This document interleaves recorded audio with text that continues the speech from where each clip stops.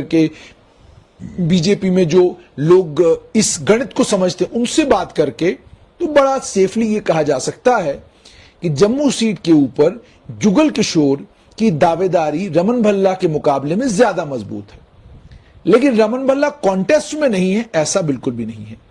जबकि रमन भल्ला जब शुरू हुए थे तो बैकफुट पर थे। बैकफुट पर दो कारणों से थे। एक कारण तो यह था कि साल 2019 के चुनाव में जो वोट रमन भल्ला को मिला था वो उसमें मैक्सिमम वोट उन्हें राजौरी पुंछ से मिला था। अब राजौरी पुंछ लोकसभा सीट इस बार जम्मू से निकाल दी गई है, तो उसके चलते वो बैकफुट पर थे पहले से। और उसके बाद यह भी कहा जा रहा था चूंकि ये वो कॉन्स्टिट्यूएंसीज हैं जम्मू की जिन कॉन्स्टिट्यूएंसीज में बीजेपी की तूती बोलती है और कांग्रेस के पास पार्टी स्ट्रक्चर इतना मजबूत नहीं है, तो रमन भल्ला के लिए आसान नहीं होगा। कई जगहों पर रमन भल्ला पहुंच भी नहीं पाए।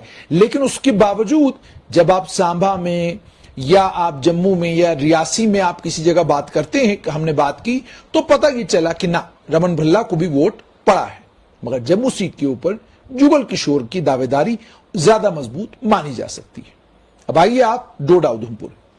डोडा उधमपुर में एंटी इनकम्बेंसी भी थी।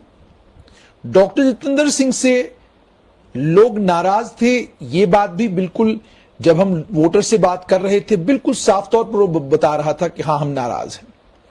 उसके बाद उनके व्यवहार को लेकर भी लोग बात कर रहे थे। और उसके बाद जब वोट पड़ा, वोट पड़ने के बाद जब हमने दोबारा से लोगों से बात की तो लोगों ने एक बात बिल्कुल साफ तौर पर कही कि डोडा उधमपुर सीट के ऊपर चौधरी लाल सिंह और डॉक्टर जितेंद्र सिंह के बीच में कांटे की टक्कर है और इस सीट के ऊपर कोई भी प्रत्याशी चुनाव जीत सकता है। ये अनएक्सपेक्टेड था। अनएक्सपेक्टेड इसलिए क्योंकि आप उस समय चुनाव लड़ रहे हैं जब केंद्र सरकार ने 370 को भी खत्म कर दिया, राम मंदिर बन चुका है, ट्रिपल तलाक के ऊपर कानून बन चुका है और अन्य कई और चीजें हैं जिन चीजों को भारतीय जनता पार्टी ने मार्केटिंग भी अच्छी की और भारतीय जनता पार्टी के पास कैडर भी है और उस कैडर ने भी लोगों तक ये सारी बातें पहुंचाई। तो उससे भी एक माहौल बना। नतीजा ये निकला कि अब इस डोडा उधमपुर कॉन्स्टिट्यूएंसी में जो स्ट्रेट लाइन का मत ये है कि चौधरी लाल सिंह और डॉक्टर जितेंद्र सिंह के बीच में कांटे की टक्कर है। पहले आप बताओ, पापा ने देखा, भैया ने देखा, मैं कब इंडिया को वर्ल्ड कप जीतते हुए देखूंगा? बोलो मम्मी, कब देखूंगा? देखूंगा ना, पक्का देखूंगा ना। म्यूट पे जा ही नहीं रहा मेरा चिंटू। देखिए, कॉल मी मम्मी जी। मम्मी जी हमारी है। अभी तक जो लोग कह रहे हैं, हो सकता है यह आंकलन गलत निकले जब चुनाव के नतीजे आए, और हो सकता है यह आंकलन बिल्कुल सटीक निकले और 4 जून को यह पता चले कि इस कॉन्स्टिट्यूएंसी एनसी स्ट्रांग हो चुकी है, एनसी के चांस ज्यादा हैं। तो वो लोग जो अपने भेड़ बकरी को लेके चले गए थे वो वापस आ रहे हैं क्या? हाँ, कल देखा हमने कि वो मियां साहब के लिए उन्होंने बहुत कोशिश की है वो वोट डालने के लिए। मुझे लगता है कल वो बहुत सारी गाड़ियां वापस आएंगी। लास्ट अभी अक्टूबर में जो अमित शाह जी की रैली हुई, जब उन्होंने पहाड़ियों का नाम लिया तो तकरीबन 1 लाख बंदा था उस रैली के अंदर।